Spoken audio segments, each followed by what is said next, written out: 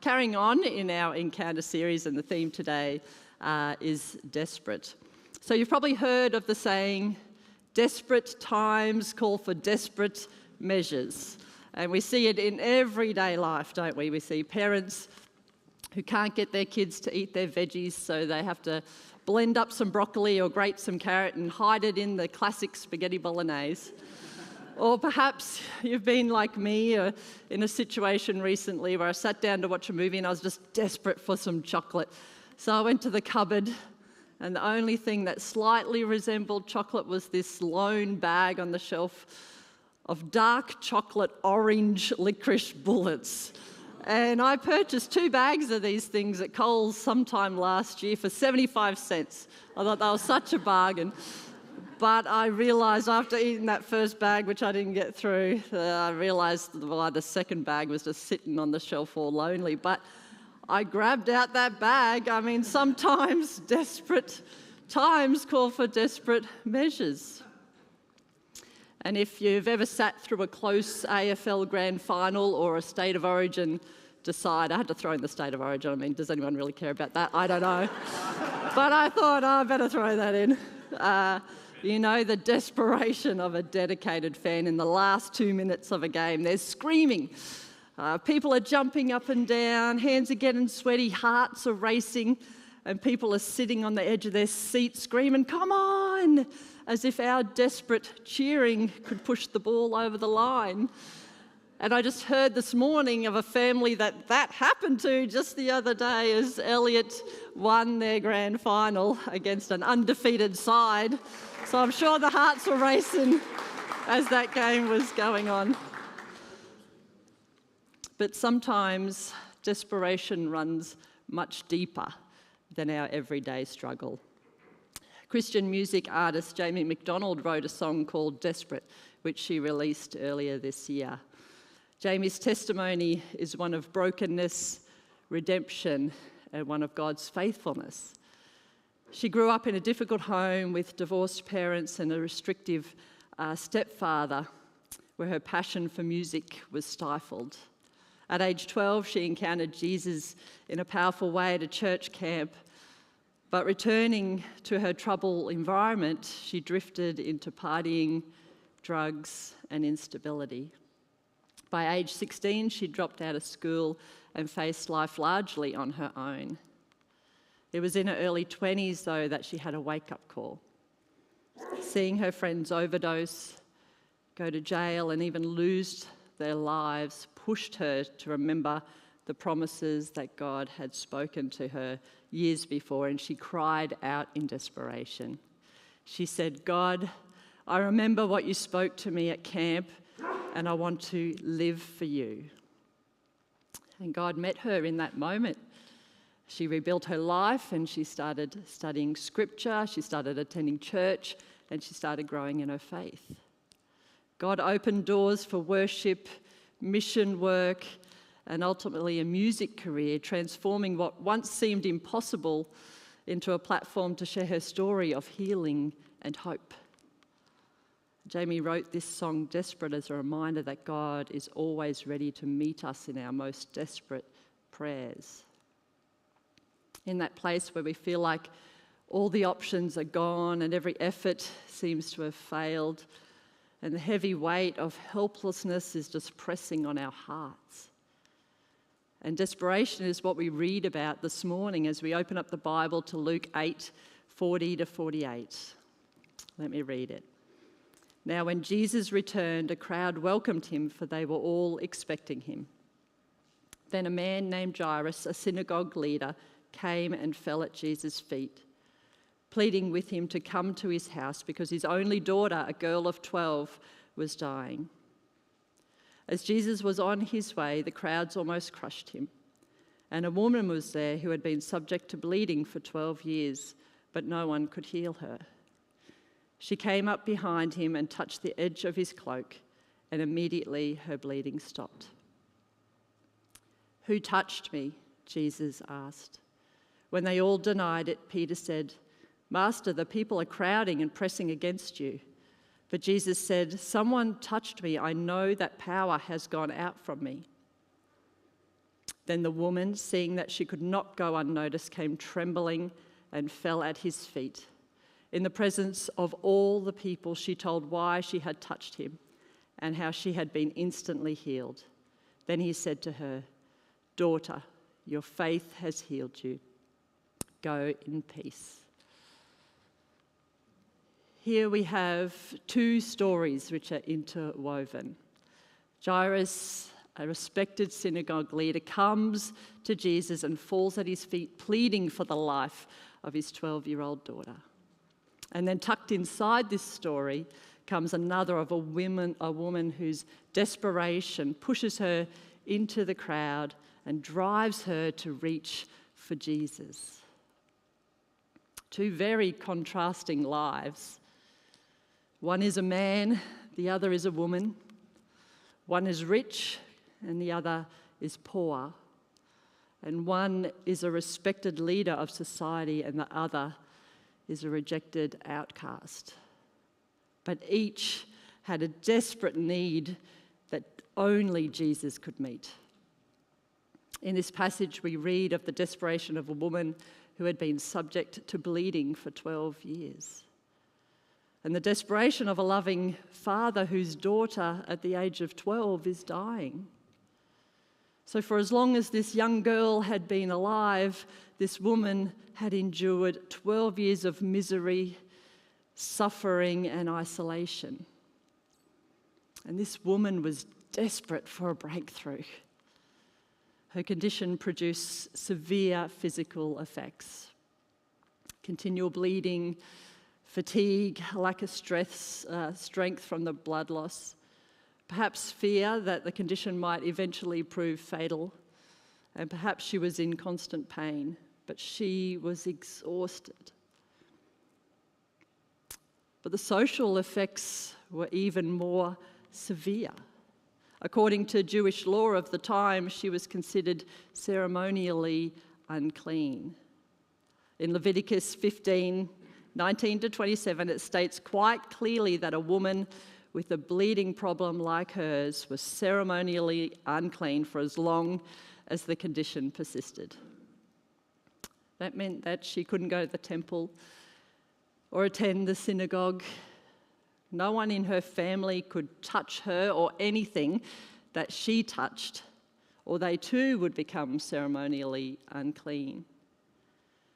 She was an outcast, both in society and in her family. Imagine if for 12 years you were forbidden to hug somebody that you loved. For 12 years, every time you touched something, a chair, a bed, a cup, it was declared unclean. Everywhere you went, every interaction that you had, you were reminded of your condition, and people just kept their distance.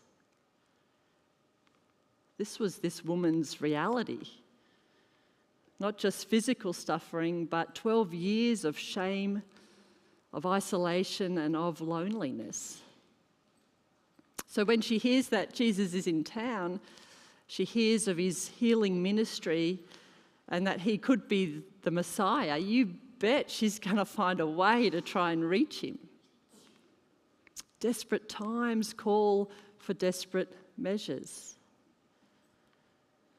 She takes a huge risk by pushing her way into the crowd, fully aware of the stigma of her condition. The last thing that she would want is to draw attention to herself. She's not there to make a scene. She longs for one quiet, hidden act of faith to simply just touch the edge of Jesus' cloak. As Matthew 9:21 records, she says to herself, if I only touch his cloak, I will be healed. And in that instant, her bleeding stops. We read this in Luke 8, verses 45-46. "Who touched me?" Jesus asked. And when they all denied it, Peter said, "Master, the people are crowding and pressing against you." But Jesus said, "Someone touched me. I know that power has gone out of me." The power of God is not some impersonal force flowing from him to people. Jesus was fully aware of its action. And we don't receive the power of God into our life without an acute awareness on his part. Jesus knew that power had gone out from him. Not because of the crowd, not because of chance, but because of this woman's faith. And he calls out the woman, but not to embarrass her, but to put the light of her faith on a lampstand for others to see. And Jesus doesn't call us out of hiding either to embarrass us or shame us. He calls us out so that our faith can shine, so that he can put the light of our faith on a lampstand for others to see, and so he can make our healing complete.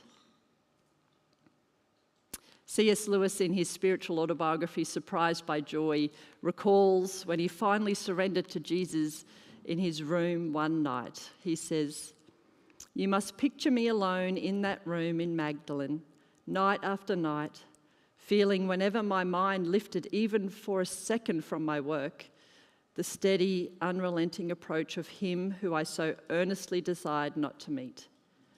That which I greatly feared had at last come upon me. In the Trinity term of 1929, I gave in and admitted that God was God, and I knelt and prayed. Perhaps that night, the most dejected and reluctant convert in all England, I did not see what I now is the most shining and obvious thing, the divine humility which will accept a convert even on such terms." Like the woman in the crowd, Jesus called C.S. Lewis out of hiding, but not to shame him, but to restore him and to put the light of his faith on a lampstand for others to see. And from that hidden Oxford scholar has come many books, many stories, and many words which have led millions of people to Christ. What C.S. Lewis came to see was the divine humility of God. The God who meets us right where we are, even in our brokenness and imperfect motives. And that same humility is required of us to step out of the shadows. C.S. Lewis discovered it in Surrender, and this woman discovered it when she stepped out of the crowd to tell her story. Verses 47 to 48 said, "Then the woman, seeing that she could not go unnoticed, came trembling and fell at his feet. In the presence of all the people, she told why she had touched him and how she had been instantly healed. Then he said to her, 'Daughter, your faith has healed you. Go in peace.'" Though conflicted and trembling with guilt and with fear, the woman humbles herself, falling at the feet of Jesus, and explains her socially unacceptable actions. She declares in the presence of all the people witnessing this scene why she had touched Jesus and how she had been immediately healed. This poor woman had been suffering for 12 years. She was exhausted and she came to Jesus in desperation. But Jesus doesn't rebuke her. He profoundly affirms her by addressing her as daughter. He says, "Daughter, your faith has healed you. Go in peace." And this is significant because it's the only time in the Gospels that Jesus uses the word daughter to address a woman. Jesus calling her daughter not only indicates his love for her, but also that he receives her as a child of his kingdom. And in this moment, divine power and human faith meet humility, and healing just flows. She came to Jesus looking for physical healing, but walked away with so much more. Jesus restored her physically, and restored her socially by making her healing known public. And he restored her spiritually to God. And this is the heart of the gospel. Jesus doesn't just fix problems. He restores wholeness. He gives us identity and he gives us peace. There are still women today who know this kind of desperation. Women in Africa who suffer with a fistula after childbirth, a condition that leaves them incontinent, isolated, and shamed. And for some, sometimes they live like this for decades. Many of them have been abandoned by their families and communities. And I shared this morning about the work of the Barbara May Foundation and Dr. Andrew Browning. And in our Encounter series this week, in our Connect groups, the video highlights the great work of this organisation and shares some stories around that as well. But Dr. Andrew Browning is a follower of Jesus. From just the age of 6, after hearing a missionary share stories of lives transformed in Africa, he knew he wanted to become both a doctor and a missionary in Africa.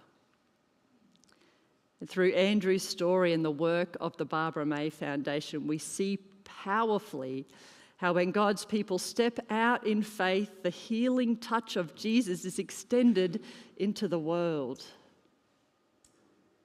And one of our young adults, Christy Luke, who is a midwife, has had a similar call on her life from a very early age.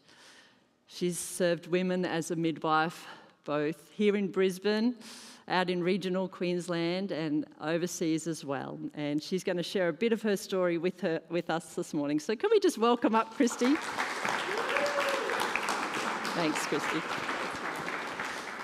Good morning, church family. Mel's asked me to share a little bit of my story with you all today, how I became a midwife, how God has kind of led me on this journey and how I've seen him work through this calling.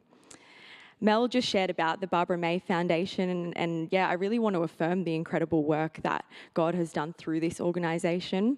I've had the privilege of connecting with Andrew on numerous occasions and became deeply interested in the work that the Barbara May Foundation does over in Africa, and just, it's a place that lacks basic maternal health care and a real need over there. This area of maternal health care where women and children's lives matter so deeply and are cared for during such a significant and vulnerable time really gets to the heart of why I'm called to the work that I'm involved in at the moment. For me, this started in childhood. I grew up watching my beautiful mum work as a nurse, and I was always fascinated by the stories that she'd come home and share. We actually have a video of my brother. I was about 4 years old, and my sister and I dressed him up as a mum with a new baby. And I went over and I took his vital signs. I cared for his baby. And I think it was really encouraging to reflect on that, and even just the way that God instills these desires in us as children. By the time I reached high school, that desire continued to grow, and I felt a real pull to become a midwife.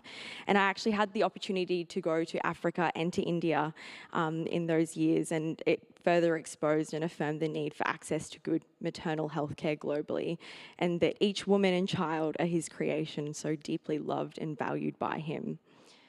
The start of my midwifery career began in Mount Isa, which is a town in northwest Queensland. I spent 2 years out there working as an on-call midwife, which essentially means you journey with women from the moment they find out they're pregnant through to 6 weeks postpartum. My heart for that community quickly grew, and it soon became my home. If there was one thing I took away from my time there, it was that obedience trumps comfort. Faith is active, it's not passive. And in the lead up to that time, I felt God use the story of Abraham's call to go to the land I will show you, and the promise of blessing. And just as Abraham didn't get many details, neither did I.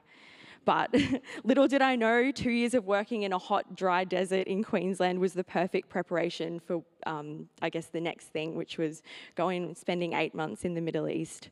I worked in a busy birth suite over there in a little city called Al Ain in the UAE, and the chaos of Mount Isa truly had nothing on this place. And when I was like thinking of stories to share to like try and capture this chaos, this one came to mind, and I promise it won't be graphic. But I remember I was in a birth, and in the Middle East, it's like a room just full of women and like the birthing mother. It's almost like as many women as you can fit in this room, like they'll do that. And it was probably 1 a.m. in the morning, and the baby was about to be born, and everyone's cheering and they're crying. And one of the women looks at me and goes like, "Sister, you look tired. My hands are occupied," and they start stuffing dates into my mouth. And then I remember just as like the baby was about to be born, a black cloth like covered my eyes, and I felt kissing on my cheek, and the mother-in-law of the patient was just so excited about the birth of this baby that I had to like deliver this baby blindly and hope that it went onto the mother's chest.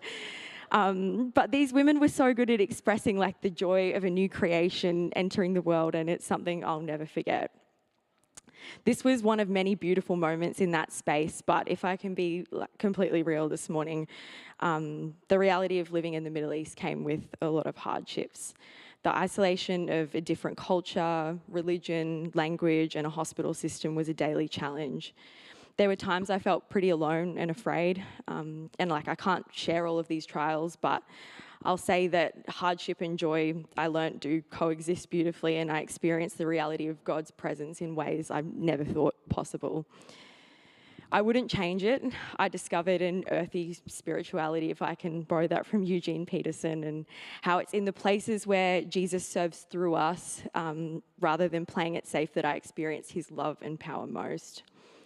I'm now based back here in Brisbane, and I'm working at a big tertiary hospital in the city. And to be honest, it comes with its own challenges and complexities.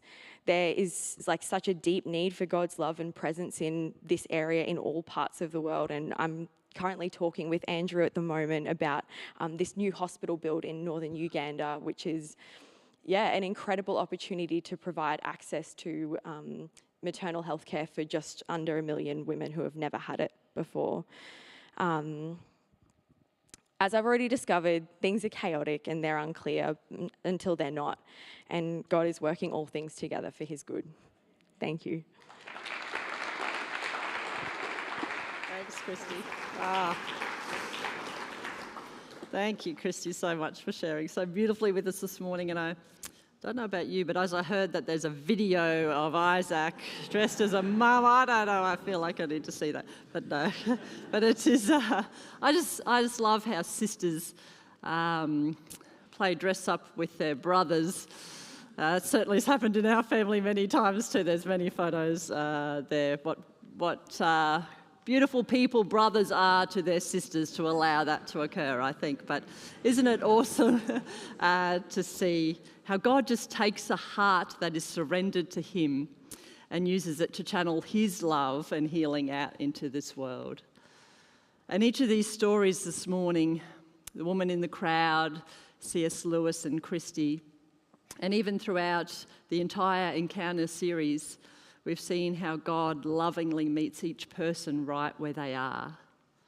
And perhaps this morning you hear your own story echoing in theirs. Maybe like the woman in the crowd, you're feeling weary or hidden or carrying pain that no one else sees, and you just need to reach out to Jesus to discover his healing love. Or maybe like C.S. Lewis, you've sensed God's quiet pursuit for a long time, and it's time to stop resisting him and simply surrender and trust him this morning. Or maybe like Christy, you feel God's calling to step out in faith and trust him, allowing him to use your hands and your heart to extend his love to others across this city, across this country, or even across this world. Wherever you find yourself this morning, Jesus sees you and he calls you his child. And when you take even the smallest step toward him, whether reaching out, whether surrendering, or stepping out in faith, he meets you with his love and his peace and his healing. So as I invite the worship team back up this morning, I just love to pray for you this morning. And as I do, I just invite you to open your heart. And if you feel comfortable as we close our eyes in prayer this morning, just open your hands as a way of reaching out or surrendering or simply just saying yes to Jesus. But let me pray for you this morning. Lord, I just thank you that you see every one of us, God, and you know every hidden fear, you know every quiet longing, every place we feel weak, we feel unsure or feel alone. You see the burdens we carry and the hopes we hold and the doubts that we hide, and still you long to draw near to us. So Lord, for those here this morning who are feeling a bit like the woman in the crowd, maybe feeling a little weary and hidden, maybe carrying the pain or shame or loneliness that no one else sees, Lord, as they reach out to you this morning, would you see their faith? Would you draw them close, and would you fill them with your healing love and bring peace where there is pain, Lord? And as you call them out into love, Lord, would you put their faith on a lampstand for others to see, Lord, and would they know the wholeness of your love? And for those this morning, Lord, who perhaps like C.S. Lewis have sensed your presence for a long time but have resisted you or held back or been afraid to let go, Lord, would they surrender to you this morning, God? Opening a doorway to grace and life. And as they open their hands in surrender, Lord, would you take their reluctance from them? Would you take their doubts? Would you take their hesitation and transform them into faith, Lord? And as you call them out in love, Lord, would you put their faith on a lampstand for others to see, Lord? And would they know the wholeness of your love? And for those, Lord, who perhaps have sensed a greater calling on their lives and are ready to respond this morning and are ready to join you in your work of love in this world, as they open their hands and trust you in faith, would you give them courage? Would you give them strength? And would you give them a boldness to follow you wherever you lead? And would you use their hands and their heart to extend your love to others across the world, Lord? And as you call them out in love, Lord, would you put their faith on a lampstand for others to see, and would they know the wholeness of your love? Lord, you have seen this morning those who have responded through their hearts and hands, and Lord, I just pray that they would feel your blessing, that they would sense your presence and know the depth of your love this very day. Lord, would you encourage them, God, to walk in that love, to carry it out into the world and to step out in faith wherever you're leading them, Lord. I pray in Jesus' mighty name. Amen. Amen.